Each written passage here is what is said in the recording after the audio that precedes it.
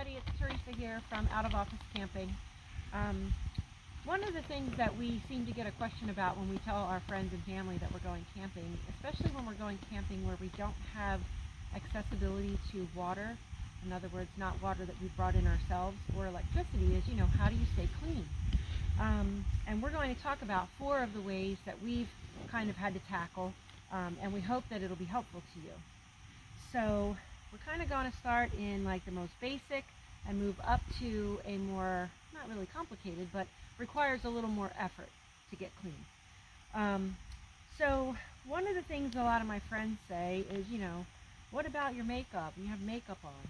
So you'd love to think that you're camping and you're not going to wear any makeup. But sometimes you do wear things on your face to protect it. So maybe you're wearing a sunscreen or a foundation that has SPF. Things that can all potentially clog your pores. So you really should take that off daily if you're able to. So one of the things that I found that works for me that's really helpful are just a cleansing towelette that's really made to tackle face. It'll be pH balanced. It won't strip your skin of natural oils too badly. It will remove makeup. Sometimes baby wipes are great for other parts of your body, but for your face you really want something that is made to remove makeup and clean your skin at the same time. Also, I should quickly address, we have a little campfire going. Actually, it's a really big campfire going, and there might be a little smoke going by. Don't worry, the camper's not on fire. So you would use this same way you would use anything. You would just use it to remove your makeup. The other thing you would do for the other parts of your body would be a baby wipe. You can pick them up for close to nothing. You would use these. You could probably use them to wipe your face. Washing your upper body, under your arms, your torso, your actual arms, your hands, all that. They're very helpful. And both of these products, when you're done using them, can go into your campfire, so you can get rid of the trash. The second way that we have used, or I have used, is a basin and water. And if you have a cleanser, so if you have a certain facial cleanser that you use, you would boil your water. We've been lucky that we're able to use our stove with propane to boil our water. You would come out with your water. You would pour it into your basin. And what I like to do is I actually like to wash my face first, and then if I still haven't done my teeth, I could do my teeth second. And the way that works is you have your basin of water. You will rinse your face. You will use your washcloth with a little bit of soap. You will wash your face. You will rinse your washcloth in your pretty much clean water, wring it, wipe off the soap, and then if you need to, you can it's still fairly clean, rinse your face, and then you can rinse your washcloth in there, wring it out, towel off, and your face is pretty much clean, right? Then you go to brush your teeth. And what is helpful is you bring a cup with you. You can use the same water. By now it's probably cooled off, and even if it's not going to be too hot for you to brush your teeth. Pour your water into your cup. We won't pour it in, but we'll pretend. Pour water into our cup, and you will have your toothbrush set up with your toothpaste. Dental hygiene is very important, even when you're in the woods. Toothpaste. What I like to do is I actually put the water in my mouth first, then insert my toothbrush. Brush, brush, brush, brush, brush. Spit. That's why you want to do this second. You don't want to spit where you're going to wash your face. Then you can use this to rinse your toothbrush. Again, swash, like swish it around. Spit. Now you're done, and then you can chuck your water. It's gray water. It's going to be fine, chucking it into the bushes. And then if you have any water remaining, you can also put that in your basin, give another rinse and chuck it, and then everything's set there. Another question a lot of ladies, maybe even some gentlemen have, is what about your hair? How do you do your hair? If you don't want to get a full-on shower, or if it's a little too cold for you to get a full-on shower, when you have long hair and you're showering where it's cold, well, for one, you want to be careful your hair doesn't freeze because it will break off. But if you don't want to do that, there are ways to tackle that too. You can purchase a dry shampoo. I know a lot of ladies know what that is. It's just a spray. You spray your roots, you work it in, it actually like washes your hair. But if you don't have access to that, you can also just use a spray bottle of water And you're just going to spray the roots. Don't spray your whole hair. Most of the time your hair is dirty at the roots, right? So just spray your roots and work it in. No soap, just water.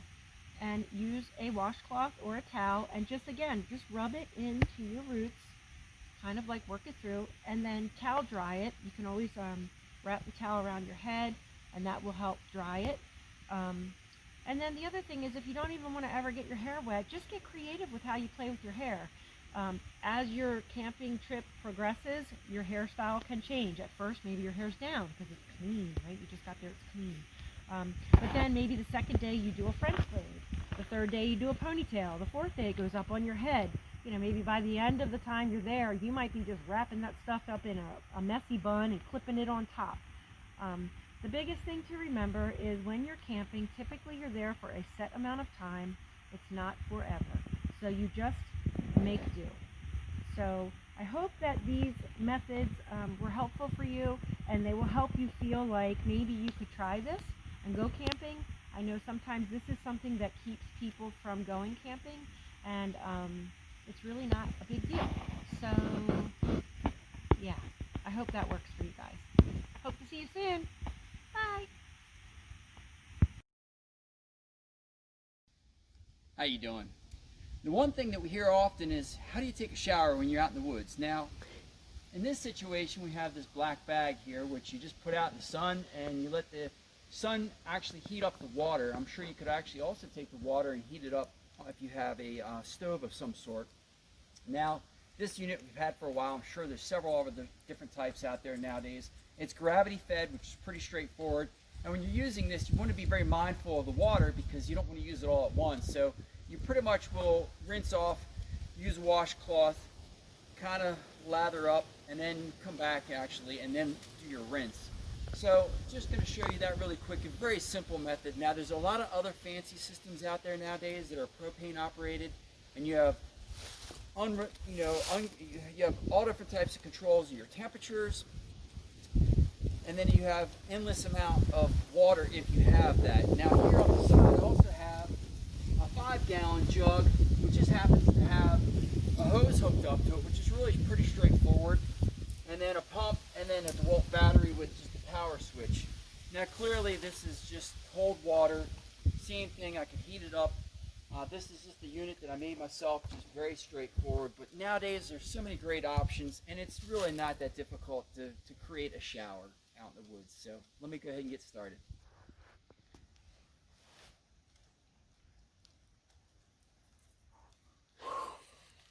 It's like getting into a swimming pool or an ocean. I don't know about the sun really heating it up. Well, it's 45 degrees out here, and we're overlanding. Kind of trying to overland.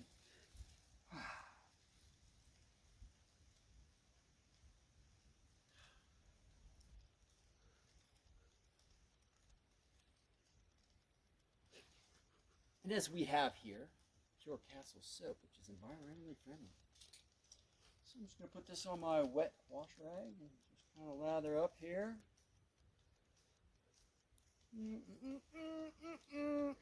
Singing in the shower.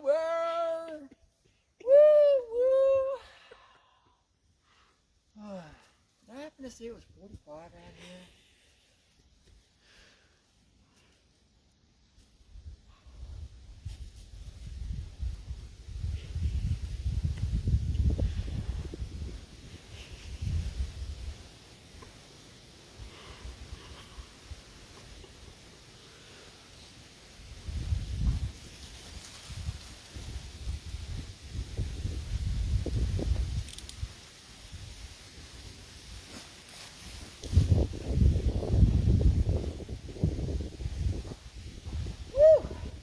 Lathering up right there. Now if this is too slow for you, let's get the muddy soaker on here. Turn on a little power with the DeWalt battery. Woo! Okay.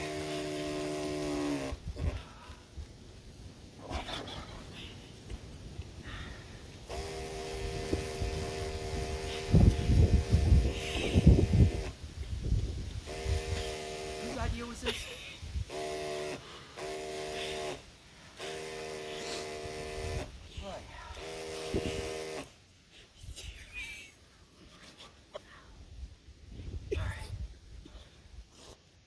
All right, that's it. Maybe we'll show you a warm shower next. So I've had the chance to change, and well, as you can see, it's kind of windy and it's still cold.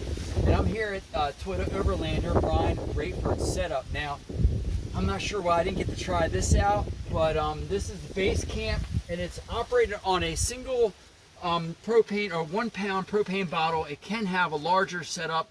He has this plumbed right into a 5-gallon water system right there. Now this will actually heat the water up 38 degrees above the water temperature itself. It has a couple of different adjustments, power on obviously, and then right behind me I have basically just like a little changing room. So it's really nice if you're somewhere you need to kind of have a little bit more privacy in the area. You can get in here, and wow, this would have been really nice, you know, and warm. And he's got a little fancy mat on the ground. But there are so many great options for heated systems that are out there running with propane. I'll list a few of those in the description, but there's plenty of ways to take a shower when you're out in the wilderness. And we'll get into more later. Thank you.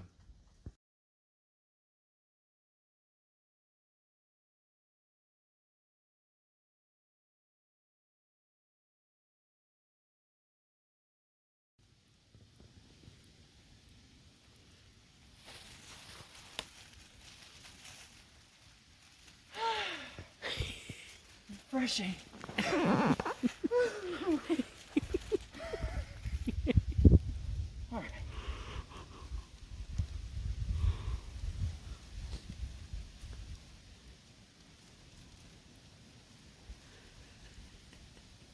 I have my environmentally friendly Dr. Brown's, or as better known as Pure Castle soap.